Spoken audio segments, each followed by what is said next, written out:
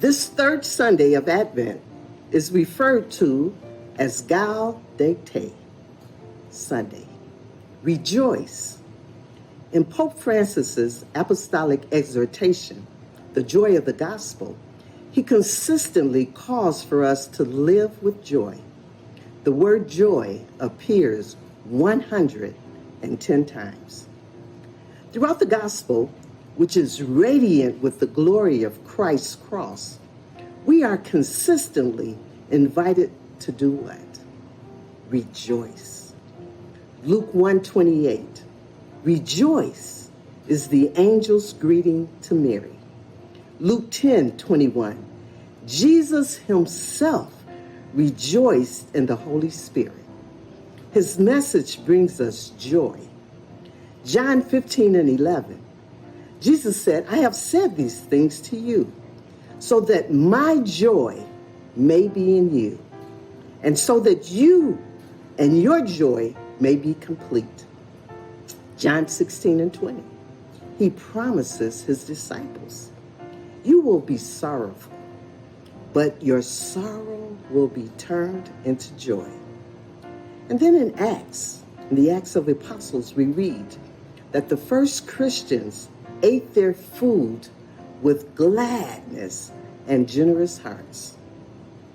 Wherever the disciples went, there was great joy. Even amid persecution, they continued to be filled with joy.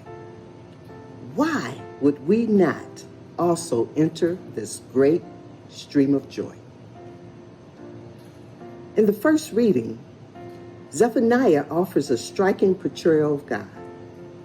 This text evokes a powerful image of God, so deeply in love with humanity that divine joy overflows into celebration. In the Gospel, Luke tells us that when the soldiers and tax collectors came to John, he advises them to connect and conduct their work with integrity and honesty. Some ordinary people took John's message to heart and asked, what should they do? These individuals embody the freedom that Paul advocated for. Rejoice, says Paul to his beloved Philippian community. And he repeats the joyous farewell. Rejoice. Let your generosity be known to everyone. Paul does not urge them to be generous. He announces that they are already generous, and he urges them to demonstrate their wonderful generosity to everyone. Pope Francis consistently emphasizes our calling to find joy, even amid the sorrows and challenges of life. Personally, I have lived with tragedy, suffered through the death of 12 siblings, cried many tears, and experienced deep sorrow. Through it all, I embrace the reciprocating tender love of God through Jesus Christ, who is my ever-ending source of true joy. It is through sharing that love with others, I became a wounded healer, embracing the dear neighbor.